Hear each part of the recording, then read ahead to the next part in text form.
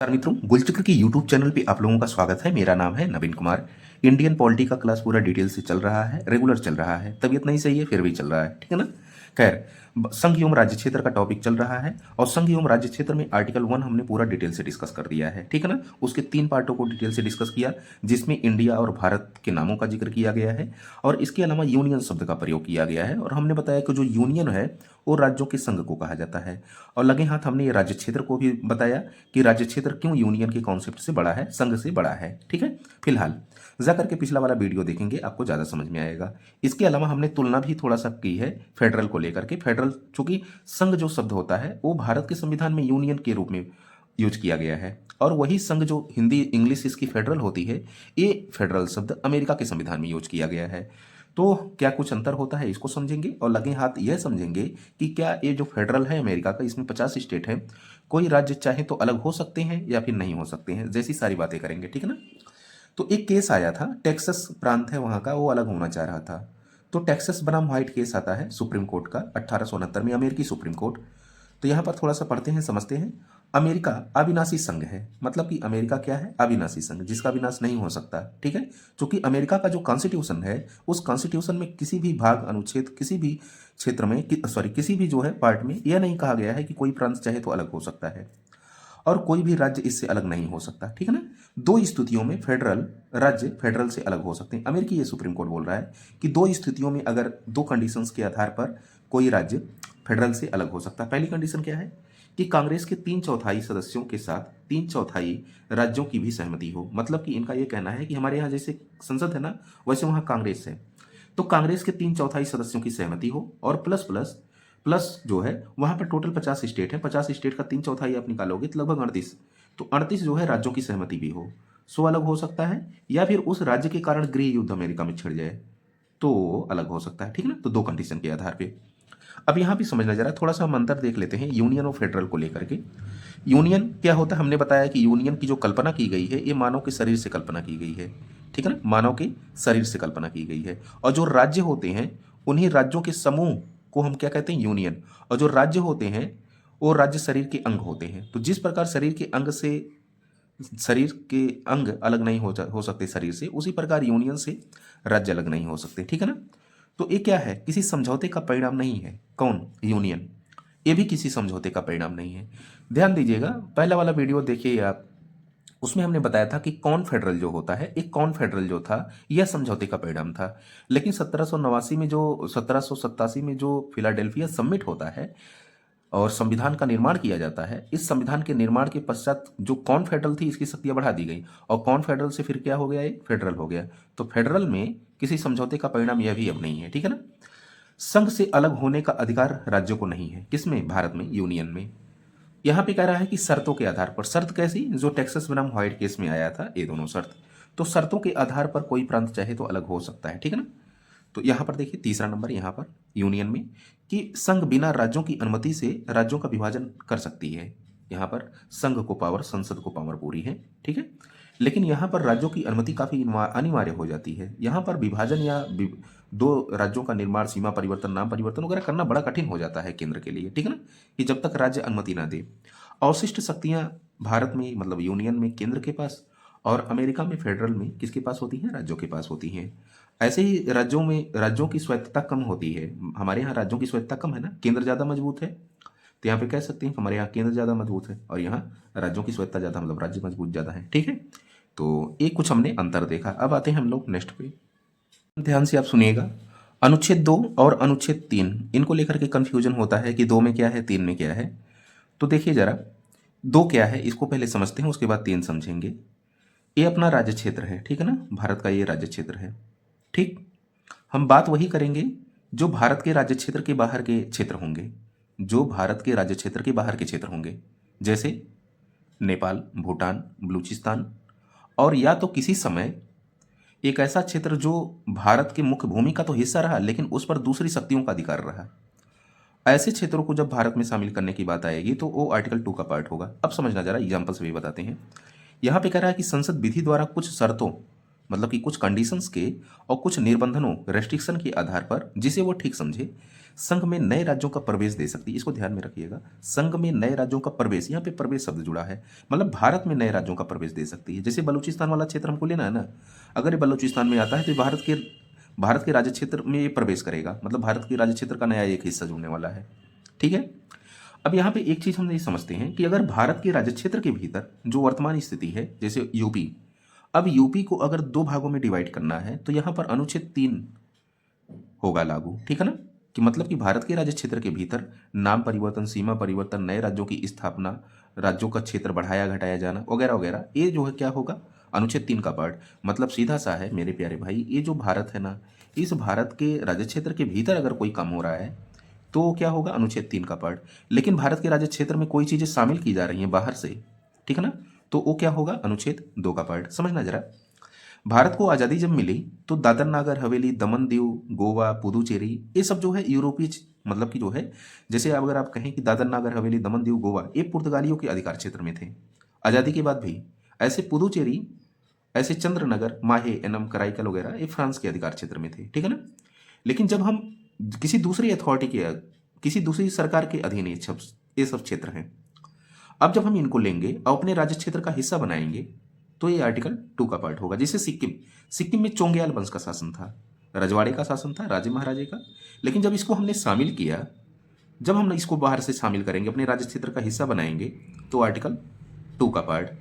लेकिन अगर अब कहें कि अब इतने समय अगर सिक्किम को 2 राज्यों में डिवाइड करना है तो ये भारत का राज्य क्षेत्र का हिस्सा हो चुका है, तो उस स्थिति में आर्टिकल 3 का पार्ट होगा। ठीक है, यहाँ पे देख लीजिए, ऐसे क्षेत्र जो विदेशी सत्ता के अधीन हैं उनको भारतीय संघ में प्रवेश देने के लिए अनुच्छेद 2 का प्रयोग किया जाएगा। जैसे नेपाल है, नेपाल बोले कि साहब हम अपनी संप्रभुता का हस्तांतरण कहाँ पर करना चाह रहे हैं, भारत में करना चाह रहे हैं, तो ये आर्टिकल 2 का पार्ट होगा। भूटान कहे, ठीक है ना, तो ये आर्टिकल 2। लेकिन अब हम कहें कि नहीं, केरल को डिवाइड करके 2 भाग में बांटना है, केरल का नाम परिवर्तन करना, सीमा परिवर्तन, केरल को 2 राज्यों में बांटना है, तो क्या होगा, आर्टिकल 3 का पार्ट होगा। यहाँ पे समझते हैं जरा। अब यहाँ पे एक चीज मैंने दिया है कि जैसे पुर्तगालियों का जो शासन था वो गोवा पर भी था, दमन दीव पर भी था, दादर नागर हवेली पर भी था। गोवा और दमन दीव को 1961 में लिया गया ऑपरेशन विजय के तहत, और 1961 में लिया गया, और दादर नागर हवेली को 1954 में लिया गया। ठीक है ना, हालांकि 61 में जाकर के इसको यूटी बनाया जाता है, केंद्र शासित प्रदेश। ऐसे ही पुदुचेरी जो है ये फ्रांस के अधीन था 1954 में, माहे, एनम, कराईकल, पुदुचेरी वगैरह को लिया गया 1954 में। तो ये आर्टिकल 2 का हमने एग्जाम्पल दिया।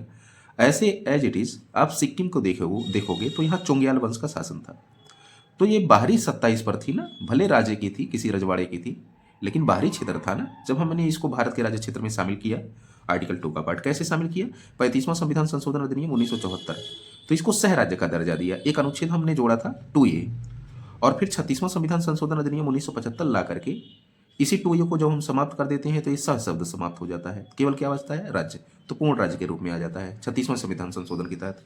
अब हम अनुच्छेद 3 देखते हैं तो फिर आपको ज़्यादा कन्फर्म होगा। ठीक ना।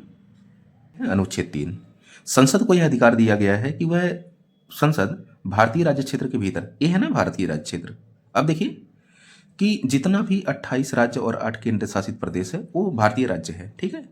अब यहाँ पे समझना जरा कि भारतीय राज्य क्षेत्र के भीतर मतलब कि 28 राज्य और 8 केंद्र शासित प्रदेश के भीतर अगर कोई ऑपरेशन करना है, नाम परिवर्तन, सीमा परिवर्तन, 2 राज्यों को मिला करके एक राज्य कर देना है, या 2 राज्यों के कुछ कुछ क्षेत्रों को काट करके एक राज्य बनाना है, ठीक है ना, तो वो आर्टिकल 3 का पार्ट। तो यहाँ पे देखिए क्या कह रहा है कि संसद को यह अधिकार दिया गया है कि वह संसद भारतीय राज्य क्षेत्र के भीतर 2 या अधिक राज्यों या राज्यों के भागों को मिला करके नए राज्य का निर्माण कर सकती है, किसी राज्य का क्षेत्र बढ़ा घटा सकती है, राज्यों की सीमाओं में परिवर्तन कर सकती है, और राज्यों के नाम में परिवर्तन कर सकती है। अच्छा, मजे की बात है कि मान लीजिए कि अगर यूपी में किसी जिले का नाम परिवर्तित करना, जैसे फैजाबाद का अयोध्या किया गया, तो क्या इसको संसद ने किया या विधानमंडल ने किया? नहीं, विधानमंडल ने किया। ठीक है ना।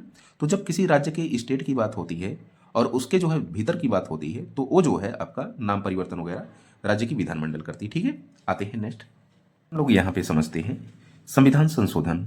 और संविधान संशोधन एक 5वां संविधान संशोधन अधिनियम 1955 जुड़ा हुआ है, 18वां संविधान संशोधन अधिनियम 1966 जुड़ा हुआ है। ठीक है ना, कि आर्टिकल 2 और आर्टिकल 3 को लेकर के।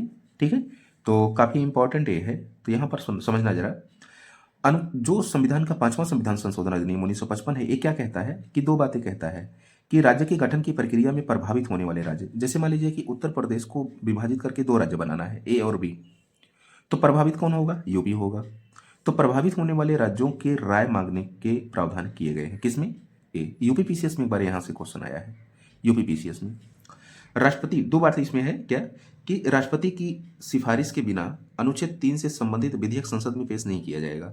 मतलब कि कोई विधेयक अगर आपको लाना है तो राष्ट्रपति की पूर्व अनुमति जरूरी है, ठीक है ना। फिर जो प्रभावित राज्य है, जैसे यूपी प्रभावित राज्य मान लीजिए, तो उस स्थिति में यूपी के विधानमंडल को ऐसा विधेयक भेज करके उन पर जो है राय लेने का काम किया जाएगा राष्ट्रपति के द्वारा, और राष्ट्रपति ही एक निश्चित उसको सीमा देगा, समय सीमा देगा कि इतने दिन के भीतर आप जो है राय हमको जो है भेजिए, ठीक है। तो ये 5वां संविधान संशोधन अधिनियम 1955। लेकिन 18वां संविधान संशोधन अधिनियम 1966 का है, ये यूटी के लिए है। जैसे ये केंद्र राष्ट्र क्या नाम है स्टेट के लिए था, वैसे ही यूटी के लिए है।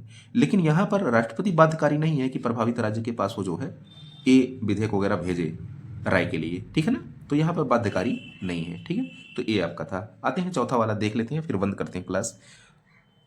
अब देखते हैं चौथा वाला अनुच्छेद क्या है, क्योंकि अनुच्छेद 1 से लेकर के 4 तक ही बातें कही गई है ना संघ राज्य क्षेत्र में। तो इसमें यही कहा गया है कि भाई यदि संसद अनुच्छेद 2 और अनुच्छेद 3 में निर्दिष्ट किसी विधि के द्वारा नए राज्यों की स्थापना, नाम परिवर्तन, सीमा परिवर्तन आदि में बदलाव के लिए संविधान की पहली अनुसूची और चौथी अनुसूची, देखिए चौथी अनुसूची में हमने बताया था ना कि राज्यसभा की सीटों का आवंटन किया गया है राज्यों और केंद्र शासित प्रदेशों में। तो राज्यों और केंद्र शासित प्रदेशों का जिक्र कहाँ है? पहली अनुसूची में। तो प्रभावित ये भी होगा। तो इसमें दोनों में अगर कोई परिवर्तन करती है तो ये अनुच्छेद 368 के अंतर्गत संविधान संशोधन नहीं समझा जाएगा। यहाँ से बार बार क्वेश्चन पूछा गया है। क्यों नहीं समझा जाएगा? क्योंकि अनुच्छेद 2 और अनुच्छेद 3 के अंतर्गत की गई जो प्रक्रिया होती है वो साधारण बहुमत के माध्यम से संपन्न होती है। कैसे संपन्न होगी, एक बार इसको भी क्वेश्चन पूछा गया है पीसीएस में, समझना जरा। मान लेते हैं कि अगर किसी राज्य ने मांग कर दी, या यूपी ने ही मान लीजिए, यूपी का एग्जाम्पल लेते हैं, यूपी ने मांग की कि साहब इसको 2 राज्यों में डिवाइड कर दीजिए, 2 राज्य होने चाहिए, अनुच्छेद 2 या 3 से संबंधित कोई भी प्रक्रिया करनी है, तो क्या किया जाएगा? एक विधेयक लाया जाएगा, और विधेयक जो होगा ये राष्ट्रपति की पूर्व अनुमति से ही लाया जाएगा। अब राष्ट्रपति क्या करेगा? हमने बताया कि 5वां संविधान संशोधन अधिनियम 1955 संबंधित राज्य के पास ये राय या मत लेने के लिए भेजेगा, और इस पर समय सीमा दे देगा कि कितने दिन के भीतर भेजा है कि, ठीक है। अब ये जब लोग विधानमंडल के पास भेजता है, राज्य सरकार के पास नहीं। विधानमंडल ऑप्शन में दिया रहता है, ठीक है ना। राज्य सरकार भी दिया रहता है, राज्य सरकार नहीं होगा, क्या होगा? विधानमंडल, ठीक है, विधानमंडल। अब जब ये राय वगैरह भेजते हैं अपना, तो संसद के पास फिर पटल पर रखवाता है। संसद के 2 सदन, लोकसभा और राज्यसभा। अच्छा, संसद जो राय राज्य ने दी है, राज्य विधानमंडल ने, उसको मानने के लिए बाध्यकारी नहीं है, ठीक है, उसकी बात को मानने के लिए बाध्यकारी नहीं है। अब संसद के पटल पर रखवाया जाएगा, तो संसद का लोकसभा इसको साधारण बहुमत से पास करेगा, मतलब कि 50% +1। फिर ये राज्यसभा में जाएगा 50% +1, मतलब साधारण बहुमत से यहाँ पे भी। तो नाम परिवर्तन, सीमा परिवर्तन, नए राज्यों की स्थापना वगैरह जो भी मैटर होगा वो चीज़ें हो जाएंगी, ठीक है। तो आज के लिए इतना ही करिए, थोड़ा सा तबीयत सही नहीं है, कल मिलते हैं, कल पढ़ाते हैं, ठीक है ना। तो कल मिलते हैं और बताते हैं कि क्या भारत का अगर कोई क्षेत्र किसी विदेशी सत्ता को देना हो तो क्या उसके लिए अनुच्छेद 368 के तहत संविधान संशोधन समझा जाएगा, नहीं समझा जाएगा, अथवा समझा जाएगा तो क्या कुछ क्षेत्र वगैरह दिया गया है कि नहीं किसी देश को। तो मिलते हैं कल।